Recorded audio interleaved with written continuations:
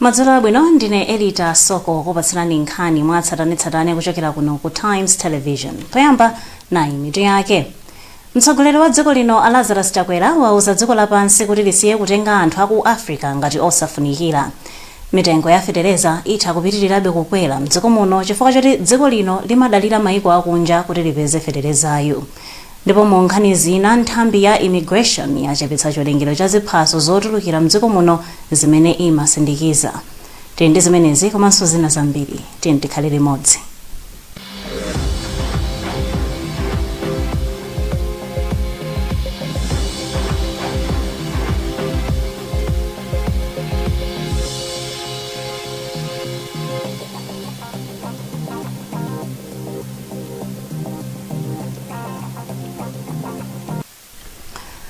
Nkhani yathu yoyamba madzulo ano, mtsogoleri wa dziko lino Lazarus Chakwera amenenso ndi wapampando watsopano wa bungwe la SADC wauza dziko lapansi kuti lisiye kutenga anthu aku Africa ngati osafunikira kwenikweni.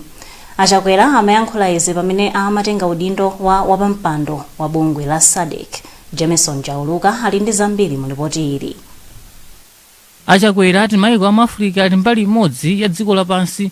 Choncho nzika za maiko kofunika kuti nazo zizipatsidwa maufulu komanso mipata imene nzika za maiko ena zimapatsidwa. I therefore want to make a larger point to the rest of the global community. Iwo ati nthawi yakwana tsopano kuti dziko limodzi lokha la mu Africa likhale nawo mbali imodzi ya komiti ya bungwe la United Nations yoyang'anira za chitetezo pa dziko lonse. Achakwera ati nzomvetsa chisoni kuti tsankho limene lilipo likufikanso kukapangidwe ndi kagawidwe kakatemera wa COVID. Iwo ati izi zikuchitika chifukwa cha zikhulupiriro zakalekale zimene pakadali pano sizingathandizenso. Iwo ati nthawi yakwana tsopano kuti maiko a mu Africa alimbe mtima ndi kudzudzula maganizo a maiko ena kuti maiko ndi nzika za mu Africa ndizosafunikira kwenikweni. Mawu ake Philippe Nyusi, mtsogoleri wa dziko la Mozambique amene adali wapampando wa bungwe la SADC, wati ndi chikhulupiriro ndi utsogoleri wa Achakwera mbungweri. Msonkhano wa atsogoleri a mu SADC wa chaka chinowu ukuchitika pansi pa mutu kuti kukweza chuma cha mu SADC mkatikati mwa mliri wa COVID-19. Mabungwe a Council for Non-Governmental Organizations in Malawi Kongoma komanso Malawi Economic Justice Network MEGIN apempha maiko omwe ali mu SADC kulemekeza maufulu a anthu. Wapampando wa MEGIN Bishop Martin Tumbuka wapempha atsogoleri a maiko a SADC kugwirana manja pothetsa katangale ngati njira imodzi yotukulira maikowa. Matthews Kasanda walemba ripoti limene akuwerenga Blessings Mpinganjira. Mtumbuka wati kulephera kulemekeza malamulo kukupangitsa maiko a mu SADC kukhala pa umphawi ngakhale maikowa ali ndi chuma chambiri chobisika. Iye wanena izi pa msonkhano wa SADC mu mzinda wa Lilongwe omwe unabweretsa pamodzi mabungwe omwe si aboma a maiko a mu SADC. Boma liyenera kuonesesa kuti malamulo amene nzika zagwirizana asatidwe. Osati kuti nzika zagwirizana malamulo kudzera mu nyumba ya malamulo koma malamulo akugwira ntchito pa anthu ochepa okha. Ndi chimene kunfuna kunena kuti tizadandaula mpaka muyaya ngakhale kwathu ku Malawi kuno. Malawi sazatukuka ngati pali kusankha pakagwiritsidwa ntchito ka malamulo athu. Mmodzi mwa akuluakulu ku bungwe la Southern African Rights Defenders Mary Da Silva wati maiko ambiri a mu Africa sakuchita bwino pa nkhani zolemekeza maufulu komanso ulamuliro wabwino. Mlangizi wa mtsogoleri wa dziko lino pa mabungwe omwe si aboma Martha Kwataine anati mtsogoleri wa dziko lino amalemekeza malamulo a ulamuliro wabwino. President wa dziko lino Achakwera anayika ndithu maso awo pa kutsatira kwa malamulo. Ndipo pa mfundo zawo 5 zimene mazita I5 agenda pali ndithu nkhani imene yochedwa rule of law kuti aliyense azimvera malamulo. Andiwo onkuona wako nkonena kuti kuyambira kuntundako sikuti malamulo akasweda ndi munthu osauka ndikuti sadachimwa. Osauka akaswa malamulo ndi chimo. Olemera akaswa malamulo ndi chimo. Wophunzira kapena osaphunzira. Nde maiko onse amusadika atatazitsatira zimenezo zonse khoza kuchitira bwino. Wapampando wa Kongoma Kosa Munthali wati akulondoloza mmene boma likugwirira ntchito zake poonetsetsa kuti likulemekeza ufulu wa nzika zake komanso kuthetsa katangale. Mu nkhani zina mitengo ya FETELEZA itha kupitirirabe kukwera mdziko muno chifukwa chakuti dziko lino limadalira maiko akunja kuti lipeze fetelezayo. Wanena izi ndi mkulu wa bungwe la Fertilizer Association of Malawi Ambawaka Phiri pomwe amakaonekera kwa komiti yoona za malimidwe ya nyumba ya malamulo. Wapa mpando wa komiti Samir Suleiman akufotokoza. Komiti ndiyokhuzidwa kwambiri pachakwera kwa mitengo ya fertilizer. Ndiye tukumana nawo anthu amene watayamba lero kumama waku tinali ndi ma suppliers amene ali under Fertilizer Association of Malawi. Komanso masana kuno tinali ndi nthambi ya boma imene timayitchula kuti SFFRFM imene inakhazikitsidwa ndi cholinga chokuti izichita control zinthu zokhuzana ndi fertilizer. Ndiye mukafukufuku wathu amene akuchitikabe koma tamba kukumana ndi zinthu ngazimene mwanenazo kuti fertilizer wina akupezeka kuti akufika modula pamene ena akhoza kubweretsa fertilizer yomweyo mochipirako. Ndikukhulupirira kuti tikatha zonse ngati komiti ya parliament tibwera ndithu poyera tikuyitanani tikuwuzeni mmene kafukufuku wathu ayendera komanso zimene tikuganiza kuti boma lisatire kuti fertilizer asakhale chipinjo kwa Malawi. Samir Suleiman amene ndi wapa mpando wa komiti ya nyumba ya malamulo yoona za ulimi. Nthambi ya immigration yachepetsa chiwerengero cha ziphaso zotulukira mdziko muno zimene imatsindikiza. Akuluakulu ku nthambi akuti izi zachitika kamba kakuperewera kwa zipangizo zogwirira ntchitoyi. Koma anthu ena atsina khutu wailesi ya Times ponena kuti nthambi yachita izi kamba kuti ili ndi ngongole. Feston Malekezo akufotokoza. Neneri wa nthambi yoona zolowa komanso zotuluka mdziko muno ku chigawo cha kumpoto wa BWINO lungu anavomereza kuti pakadali pano akupanga mapasipoti ochepa koma anatsindika kuti sanayimike ntchitoyi. Alungu anati pakadali pano ziphaso zolowera komanso zotuluka zimene akukonza ndi za awo okhawo amene ali ndi ulendo wa zisizi monga kupita kuchipatala. Sikuti tayima koma tikuprinta mwa mlingo wa pang'ono kwambiri chifukwa zina zipangizo zimene zimafunika kuti tipange mapasipoti zinatichepera. Ndiye sitikupanga mmene timayenera kupangira chifukwa cha chimene choncho. Koma ena amene ayankha ndi Times kuchokera ku nthambi ati mwachisanzo mwezi uno wa August ofesi ya MZUZU sinakonzeko pasipoti iliyonse koma anati anthu amene akumabwera ku ofesi akumazatenga ziphaso zimene zinakonzedwa mbuyomu ndipo ena akumazafunsa ntchito zina. Ena amene auza Times ati nthambi ili ndi ngongole ndi munthu amene amawapasa zipangizo zopangira ziphaso nchifukwa chake ntchitoyi yayimakaye. Koma mneneri wa nthambi yoona zolowa komanso zotuluka mdziko muno a Wellington Chipondi nawonso atsindika kuti sanayimise ntchitoyi angochepesa kamba kuti ali ndi zipangizo zochepa. Achipondi kenaka anati ntchito yosindikiza ziphaso iyamba bwino lomwe mtsogolo muno munthu amene amawapasa zipangizoyo akamba kuwapasanso. Kampani ya Technobrain Global ndimene imapereka zipangizo zosiyanasiyana zopangira ziphaso zolowa komanso zotulukira mdziko la Malawi. Akuluakulu oona za maphunziro mu mzinda wa Blantyre adandaula kamba kuti sukulu zambiri mchigawochi sizinachite bwino pa mayeso a boma a standard 8. Akuluakuluwa ati izi zili choncho kamba kuti sukuluzi sizinakonzekeretse bwino ophunzira awa. Luwereni Mpasa walemba ripoti limene akuwerenga Elvis Howahowa. Polankhula pamwambo umene amapereka mphatso kwa ophunzira 10 amene achita bwino koposa ena onse pa mayeso amaoko kuchokera ku masukulu a boma a primary 9 amafaiti anati ndi udindo wa makolo aphunzitsi komanso ophunzira eni kuonetsetsa kuti ophunzira akulimbikira maphunziro awo. Ana amene achita bwino alandira mphatso zimene anthu ena ofuna kubwino anasonkha monga Chris Splinters komanso mafumu phatikizirapo examination committee anesa kuchita patali kuti zimene zapezekazo zimene anachalandira monga zikwama kuti ngati ndikotheka na amene watalimbikitse kuti chidwi chawo pa maphunziro adzo kuti sali wokha pa nkhani ya skulu yo FETELEZA limodzi powapatsa powachita motivate powalimbikitsa ku nkhani ya maphunziro. Mbuyo monse kuti akhati kulekerera kumayang'ana mayeso a standard 8 wokha sitimayang'ana kwambiri ya mmene anakuchitira pa promotion rate makhozedwe ako standard 5 6 7 kuti panopo tikufuna takonza njira yakuti tike chidwi konseko tidzonetsa kuti mwana makhoza standard 5 bilo standard 6 ndithu wayesedwa mokwanira ndipo akukwanira kuti akhoza kukhala mklasi imeneyi. apampando ona zakayendetsedwe kamayeso ku mpapa zone aloya kathewera ati ophunzira akadali ndi mpata olimbikira zokonzekera mayeso amene akubwerawa. pamafunikira ona kuti pakhale combined effort aphunzitsi ndi makolo. pamene aphunzitsi anaja akuapasa ntchito, makolo aziyachita monitor ndikodi ntchito imene mwapatsidwa ku school mukuigwira ngati ana. Ndeno zimapezana kuti ana ambiri makolo sakhala nawo chidwi cholondoloza ntchito imene anaja akumapatsidwa. ophunzira amene apambana kuposa ophunzira onse ku mpapa zone Cliff Starch walimbikitsa ophunzira anzake kuchilemeka polimbikira zokonzekera mayesowa. Ine chisisi changa poti ndifike kuti ndakhoza chonchi ndimawerenga kwambiri komanso ndimakhala chidwi mkalasi ndi aphunzitsi kumvesera zomwe akunena.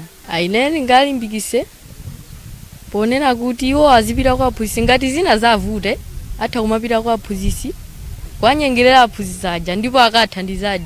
monga ineyo ndikakhala kuti zina zandivuta ndimakafunsa aphunzitsi kuti apapa ndingatani ndamandiuza njira kuti ungatere. mphatsozi ndi njira imodzi yolimbikitsira ophunzira awa kukonzekera mayeso a standard 8 amene alembedwe mwezi wa Septemba chaka chino. tipitiriza kupatsirani nkhani mwatsatanetsatane posachedwapa.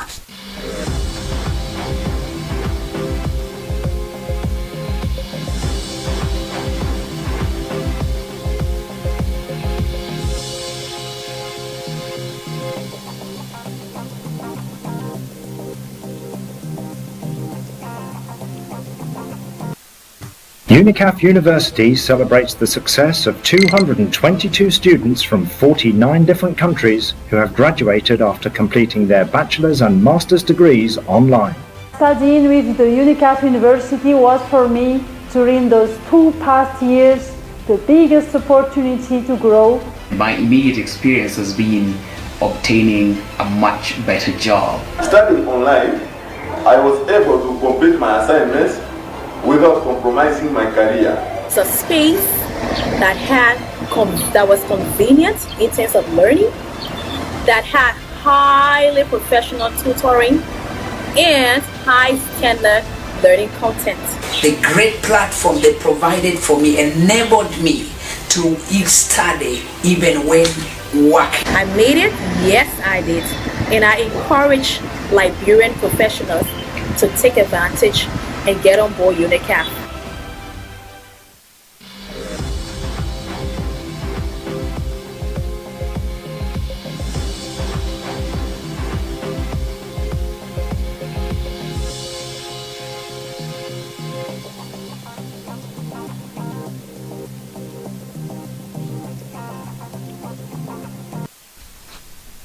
takulandiraninso ndipo popitirira ndi nkhani zathu madzulo ano. Apolisi ku MZUZU avomereza kuti sanachite bwino kumayambiriro a chaka chino kamba kakuti mu mzinda wa MZUZU mwachitika milandu 883 kuchokera pa 660 imene idachitika chaka chatha. Mkulu wa polisi ku MZUZU Fred Jande wauza Times kuti kukwera kwa milandu uku wadzakamba ka mliri wa corona umene wachititsa kuti ntchito za malonda zisokonekere. Kuchokera mu mzindawo Sankalimira ali ndi zambiri. Achande anakuti milandu yokhudza kugwiririra yakwera ndi 42 pa 100 iliyonse, ndipo akuti izi ndikamba kuona kuti anthu opalamula adali ndi nthawi yokwanira yongokhala pafupi ndi ana achichepere ndipo amangopalamula milanduyi.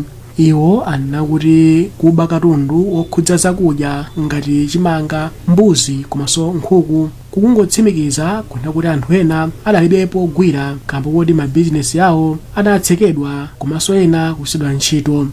Milandu imeneyi yakwera kwambiri malingana ndi muliri wa COVID umene watigwera pakati pathu ngati dziko lapansi. Zimenezi zapangisa kuti anthu ambiri ntchito zawo sizikuyenda bwino, ndiponso katundu wambiri wa anthu akumabedwa chifukwa choti anthu akufuna kugwiritsa ntchito umbava ngati njira imodzi yopezera zofuna zawo. Komanso tikuona kuti nkhani ya mchitidwe ogwirira ana wakula ku nkhani imene ya COVID chifukwa chokuti anthu amene amachita zimenezi akukhala nthawi yayitali ali ndi ana malingana kuti maufulu ena monga ufulu woyenda amaletsedwa nthawi imene yamuliro. Komando achande anena kuti apolisi aonjezera kupezeka kwawo kumadera kumene kumakuchitika milandu komanso kulimbikitsa kuyendayenda kwa apolisi m'madera makamaka nthawi ya usiku polimbana ndi anthu ofuna kupalamula milandu. Wachiwiri kwa mkulu wona za komiti ya zachitetezo ku MZUZU a Angela White anati kukwera kwa milandu ndikamba kuona kuti komiti yawo sinakhale ndi nthawi yokumana ndi apolisi ndi kukambirana mmene akagwirire ntchito zokhudza chitetezo mu mzindawu. Komiti yathu tikuyesesa kumbali yathu kuti mwina pa community level mwina mbali yathu tikumane ndi apolisi tiziyaunikira chifukwa mmene ikunenerera dzina lokuti community police ndekuti tili limodzi ndi apolisi ndekuti community ikuyenera kupanga link ndi apolisi kaya tikuona zina zake tikuyenera kumbala mbali yathu so as community kuti tipita kwa anthu tinena zotani kapena tipanga bwanji kapena tipanga report ku polisi bwanji kuti tithandizane tikumane tione kuti chikuchitika ndi chani kuti tithandizane.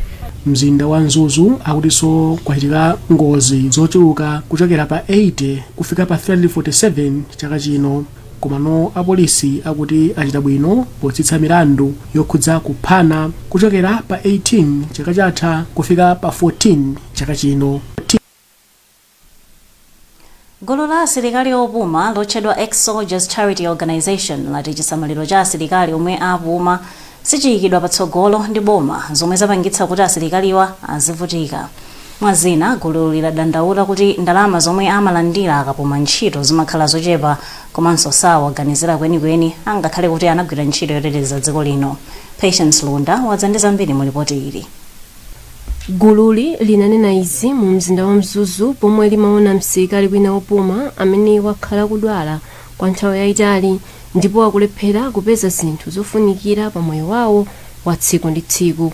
M'mawu awo oyimirira gululi a Lucas Tembo anati iwo anaganiza kuti azisonkha ndalama nkumathandiza asilikali anzawo opuma amene akudwala komanso omwe akuvutika. Ifeyo pozafika saizi imene kuti pakati pange bungwe la ESCO kuboma kutagogoda kwambiri.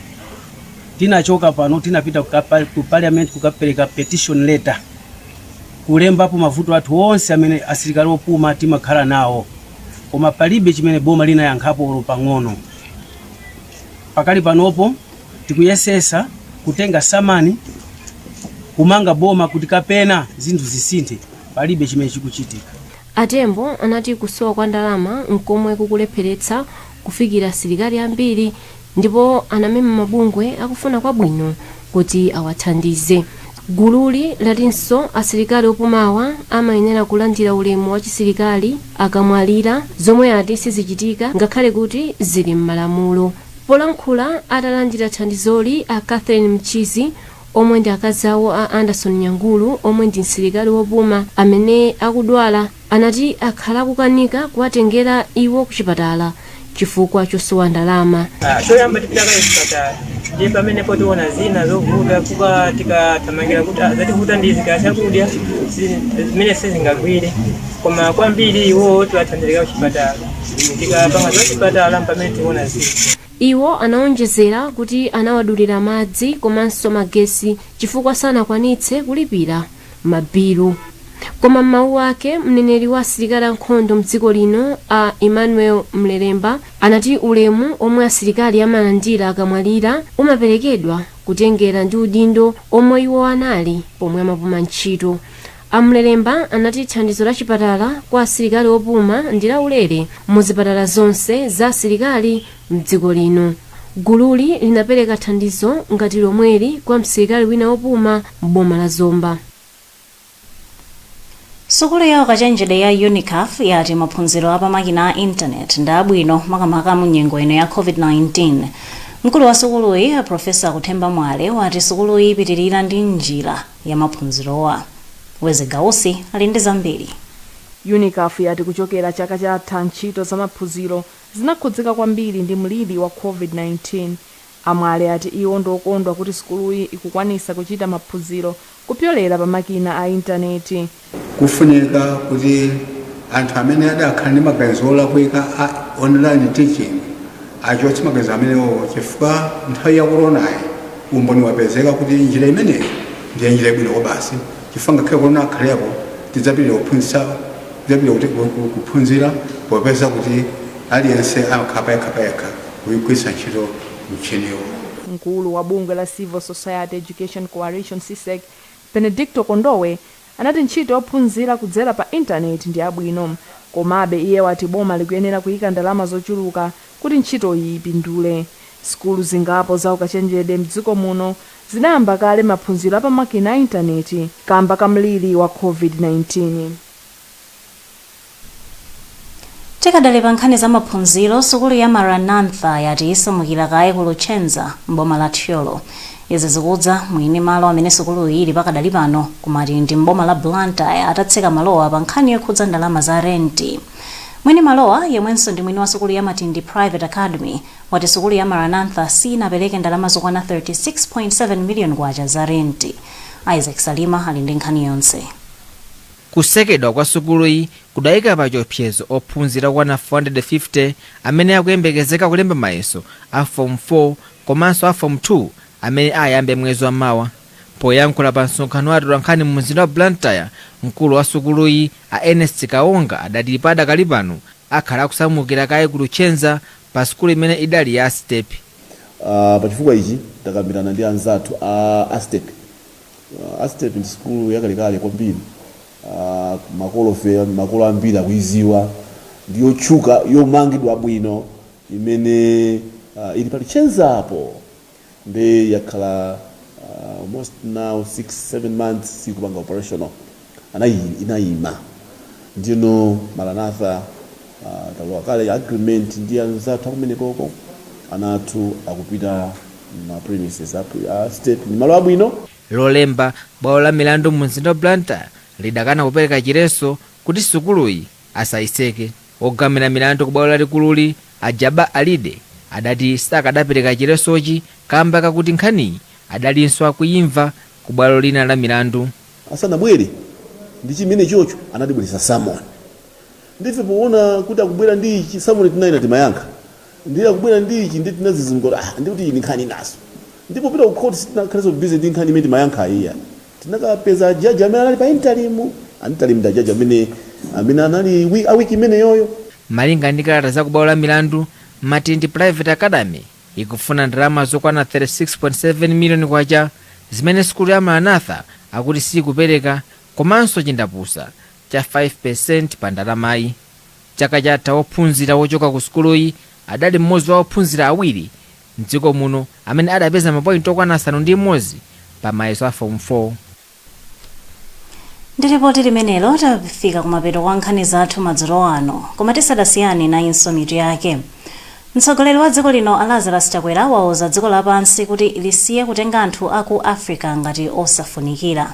Mitengo ya FETELEZA itha kupitirirabe kukwera mdziko muno chifukwa chokuti dziko lino limadalira mayiko akunja kuti lipeze FETELEZAyo.